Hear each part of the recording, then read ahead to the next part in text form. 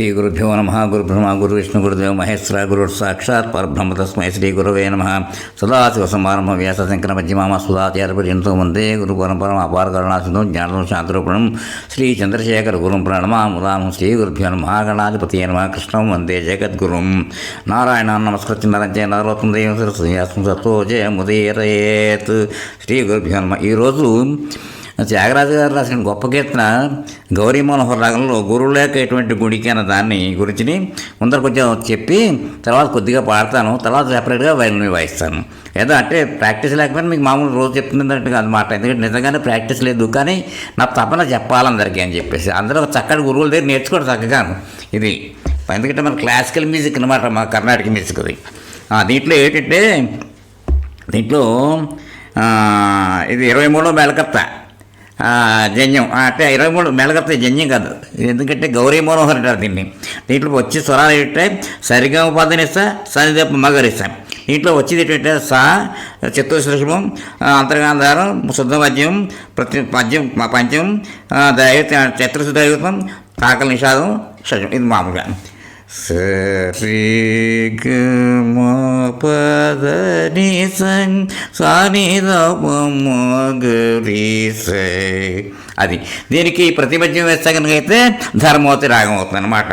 అది దానికి అలాగా కీర్తన చక్కటిది అనమాట. దాంట్లో ఎంతో చాలా ఉన్నాయి దీంట్లో. దీన్ని ఇది ఎప్పుడు కూడా రాగ లక్షణాలు చెప్పాలంటే ఇది ఏంటంటే ఎప్పుడు కూడాను దాన్ని ఏమంటాం సంపూర్ణ రాగం. ఇప్పుడు అంటే అన్ని 7 స్వరాలు పలుకుతాయి కాబట్టి దానికోసమే, అందుకోసం మనకి ఏమీ చూడక్కర్లేదు దీంట్లోనూ అని దాని గురించి అన్నమాట. ఇప్పుడు అసలు ఈ రాసిన కీర్తన ఎలా ఉంటుందో చెప్తున్నట్టు దాంట్లో అంటే తెలుగులో గురువు లేకుండా ఎటువంటిది అంటే లేదా గురువు లేనిదే ఏ విధంగా ఎంతటా అర్థం అన్నమాట. ముఖ్యంగా త్యాగరాజు గురువు లేనిదే ఎంత గుణవంతుడికైనా సత్యతత్వాన్ని తెలుసుకోలేడనే భావం వస్తుంది. దీన్ని అర్థం సద్గురు అనుగ్రహం లేకుండా జ్ఞానాన్ని పొందడం అసాధ్యం అదనమాట. గురువు లేక ఎటువంటి గుడికి తెలియకపోదు అని చెప్తారు పల్లవి. నేను చెప్తాను, దాని గురించి కూడా ఉంది. నేను పల్లవి గురులేక ఎటువంటి గుడికి తెలియగబోదు, గురులేక ఎటువంటి గుడికి తెలియగబోదు, గురులేక. అది పల్లవి. అనుపల్లవి ఏంటి? కరుకైన హృద్రోగ గహనమును గోట సద్గురు లేక ఎటువందయాది బాంధవులు తనువు సుత ధనదార దయాది బాంధవులు జనించెదరు కాని గాలిని కరుతో మనసునం ప్రకజేయు ముందనుచు తత్వబోధన చేసి కాపాడు, తత్వబోధన చేసి కాపాడు త్యాగరాజాప్తుడగు సద్గురు లేక ఎటువంటి గుణికి తెలియగబోదు. అర్థం ఏంటంటే గురువు లేకుండా అంటే సమర్థుడైనటువంటి గురువు లేకపోతే, గురువుని ఆశ్రయించకపోతే ఎటువంటి గుడికి ఎలా గొప్ప గుణములు కలవాడికైనా కానీ తెలియగబోదు. తెలియదు నాయన శిష్యుడికి. తత్వార్థం లేక యథార్థ జ్ఞానం తెలియదు. కరుకైన అంటే ఎంతో దట్టమైన హృద్రోగ హృదయమునకు వచ్చు రోగం అనే మనకు కలిగేటువంటి అనుమానాలు అనేటువంటి గహనం కొట్టుట, అలా తీర్చేటువంటి గహనాలంటే ఎంతో దుర్భరం చెప్పలేనంత అనుమానాలు వచ్చేస్తుంటాయండి. దాన్ని తీర్చగలిగిన వాళ్ళు ఎవరు? సద్గురు ఒక్కడే. దానికి మాట ఆ అరణ్యాన్ని అలాంటి అడవిలో ఉండడం అరణ్యాన్ని నాశనం చేసేవాడు హృద్రోగ హృదయంలో వచ్చే అంటే దాన్ని పోగొట్టేవాళ్ళు ఎవరంటే ఆ గురువు లేకుండా ఇది అన్నీ అంటే దహనం కాదు. అంటే గురువు ఉండాల్సిందే, మంచి గురువు దగ్గర ఆశ్రయించుకోవాలి మనం అంటే. అలాగే చెప్తూ అది అందుకోసం అలాంటి దానికి గురువు గారు కావాలి అని చెప్పింది. మీకు చరణంలో వచ్చినప్పటికి ఏమిటి? తనువు సుత ధనదార దాయాది బాంధవం అంటే తనువు అంటే ఇప్పుడు శరీరం గురించి మాట. అదే తర్వాత అంటే అంటే శరీరం, సంతానం, ధనం, దాయాదులు అంటే బంధువులు జనిస్తారు, వంటి పుడతారు. కానీ మనల్ని ఆశ్రయించుకుని ఉంటారు వాళ్ళు. జాలిని కరుణతో వారి పట్ల జాలితోనూ ప్రేమతోనూ మనసునట్టుగా చేయము. బంధాలు బట్టి వాళ్ళు అసహ్య పాప మనవాళ్ళు కూర్చోవడం కాదు అని చెప్తూ చెప్పేవాళ్ళు మన మనసుకు అంటుకోకుండా ఉండాలంటే వాళ్ళందరూ పట్టుకుంటూ కూర్చుంటే అసలు దాని మీద ఉంటుంది అనమాట. చెప్తుంటే అలాంటి చెప్పగలిగిన గురువు కావాలి. తగిన అంటే మందు ఉపయోగం అంటే మందు అనుకుంటే మందు తగిన మందు వేసేవాళ్ళు ఎవరంటే మన గురువుగారు సమానం చెప్పడం. తత్వబోధన చేసి కాబట్టి అరే తత్వం ఎదురా బాబు అని చెప్పేవాళ్ళు ఎవరు గురువుగారు. అలా చెబితేనే కానీ మనకు తెలియదు. కాబట్టి ఇలాంటి చేసుకోవాలి ఆయన. మంచి గురువు దొరికితే ఆ గురువుని ఆశ్రయించి అవన్నీ చెప్తారు. ఇలాంటి వాళ్ళు అందరూ వస్తారు.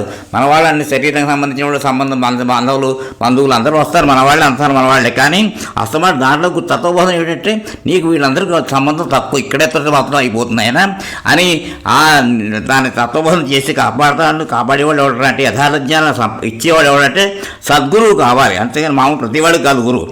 ఏదైతే అలాంటి అన్ని విషయాలు తెలిసింది ఆయన ఎక్కువ దాని మీద ఇదైపోకుండా అని చెప్పేసి అంటే ఎమోషన్స్ లోనైపోకు, నీతిని నువ్వుగా బతకడం నేర్చుకోవాలి. ఖచ్చితంగా భగవంతుని పెట్టుకోవాలి. అంటే అది అలాంటి వాడిని కాపాడేవాడు త్యాగరాజుకి ప్రేమ సద్గురువు లేక అంటే అలా శ్రీరామచంద్రమూర్తి రఘు అంటే అలాంటి అనమాట. రామచంద్రమూర్తి రావాలి ఎంత గొప్పగా ఉంటుందంటే ఆయన ఆయన అనుగ్రహం ఉంటే మనకి మంచి గురువులు దొరుకుతారు.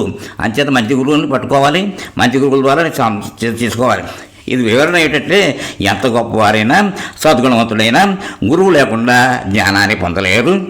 ఎంతటి భక్తుడైనా సద్గురువు యొక్క మార్గదర్శనం లేకుండా సద్గతి పొందలేడు. అవతార పురుషులైన రాముడు కృష్ణుడు కూడా వశిష్ఠ సాందీపానులకు శుశ్రూష ఇస్తారు వాళ్ళు.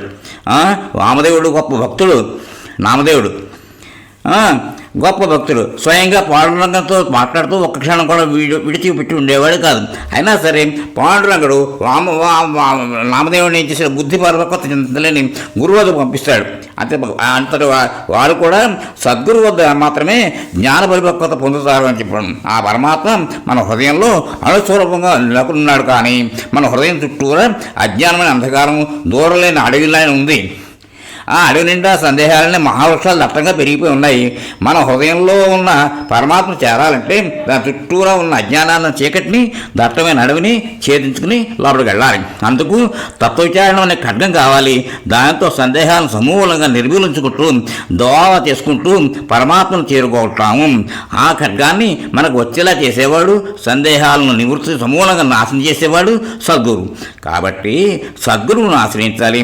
మనం జన్మ పొందాం కాబట్టి తల్లిదండ్రి భార్య సంతానం ఇంకా ఇతర బంధువులు ఉంటారు. వారి పట్ల మనకు జాలి దయ కరుణ ప్రేమ ఇంకా అన్నట్టు ఒక్కోసారి ద్వేషం మొదలైన అన్నీ వస్తాయి.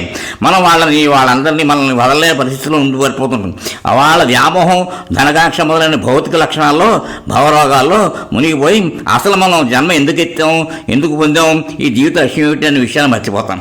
ఇటువంటి భవరోగానికి సరైన మందు అదే తత్వవిచారణ తెలియజేసే ఉత్తమ వైద్యుడు ఎవరు అంటే సద్గురువు.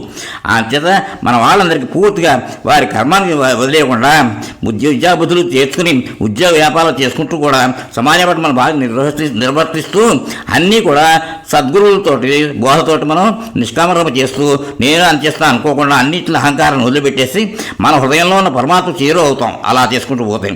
వీటినన్నిటికీ తత్వవిచారణ మూలం దాన్ని అందించేవాడు సద్గురువు. కాబట్టి అటువంటి సద్గురువు నువ్వు లభిస్తేనే మనకు సరైన గుణము మార్గం లభిస్తాయని ఈ కృతిలో శ్రీ త్యాగరాజుల వారు తెలియజేశారు. ఇది అందరూ చక్కగా నేర్చుకుని చక్కగా మంచి గురువుల దగ్గరికి వెళ్ళండి, శుశ్రూష చేయండి. వాళ్ళ ద్వారా నేర్చుకుని చాలా సంగీతం మనకు ఉపయోగపడుతుంది. సంగీతం పరంగానే కాకుండా విజ్ఞాన బోధ కూడా చేస్తారు. ఏ రకంగా మనకి ముందరగలగలుగుతాం. అంచేత ఇది నాకు అంటే నాకు కొంచెం తెలుసున్నంత వరకు నేను చెప్పాను మీకు. ఇంకా మంచి మంచి గురువుల దగ్గర ఇంకా విషయాలు తెలుసుకోండి. వాయిద్యం కూడా అలాగే ఏదో ప్రాక్టీస్ లేకపోయినా కానీ నా తపన అనమాట. అంతలో మహానుభావుడు త్యాగరాజు గారు 24,000 కీర్తనలు రాసేట ఆయన అలాగే అంట. మరి అంతకోసం ఏదైనా ఎంత దొరికినా నాకు ఎంత వచ్చినంత చెప్తూ ఉంటే అలాగే అందరూ విని ఆనందించండి. అంతే. నాది ఉపాధ్యాయుల సత్సంగం ఛానల్ దానికి సబ్స్క్రైబ్ చేసుకోండి. లేకపోతే మీ కామెంట్ పెట్టండి. సరదాగా పర్లేదు బాగుంటే బాగుందని పెట్టండి. సరదాగా అదేనమాట. Thank you very much. స్వస్తి. శ్రీ గురుభ్యో నమః. గౌరీ మనోహర రాగం గురువులేకేటువంటి గుణికి త్యాగరాజ కీర్తన.